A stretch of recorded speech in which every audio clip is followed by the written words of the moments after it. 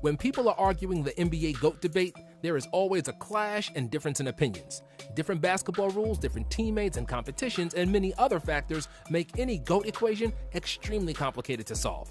It's hard to compare errors, and it's hard to compare players that play different positions. So we decided to go around that problem and made a list of greatest players for all 5 positions in basketball. Power forward. Tim Duncan is the most complete power forward who ever played.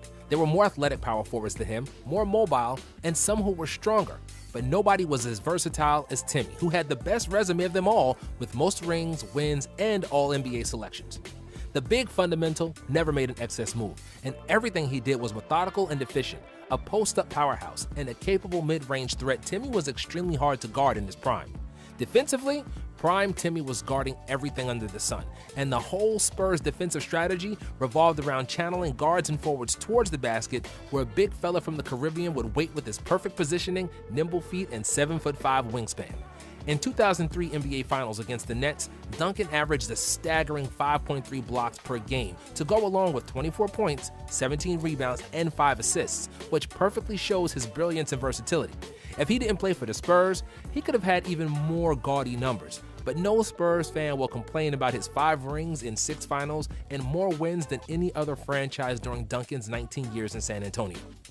When we are talking about other great power forwards, in my book, KG had all the tools Timmy had. Offensively, he was also a post-up powerhouse with a dependable mid-range and an occasional 3, which was rare at the time. On defense, he was the most switchable 7-footer who ever played, and only the fastest point guards could pass by his huge body and long arms. If the Wolves didn't waste his prime with mediocre teams, he could have won more than one championship. We also can't forget about Charles Barkley, who played like he was 6'10", and he was only 6'5". Mobile, agile, hostile. Barkley was the best power forward in the world for many years. Only a prime Jordan cut his championship dream short in a series that could have easily swayed in Barkley's favor. Then there's also Karl Malone, the second leading scorer ever, and another victim of Jordan's. Unstoppable on the block and deadly in transition, Karl Malone was a complete package. And last but not least, we have Dirk, who redefined the meaning of power forward. A 7-footer with a shooting touch, Dirk is another member of 30K Scorers Club, and his playoff run with Dallas in 2011 is one of the best playoffs anyone's ever played.